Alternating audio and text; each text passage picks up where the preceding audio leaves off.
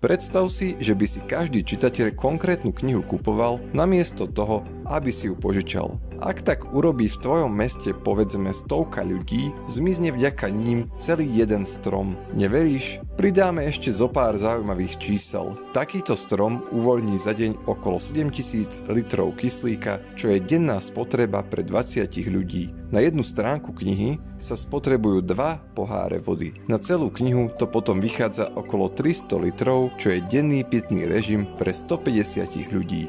Pri výrobe jednej knihy sa taktiež minie priemerne 1500 kWh elektrickej energie. A teraz si vezmi, že v našej knižnici máme tituly, ktoré za rok vystriedajú aj 30 čitateľov. No a to sa nám ešte zvyčajne nezveríte s tým, či ste ju niekomu posunuli.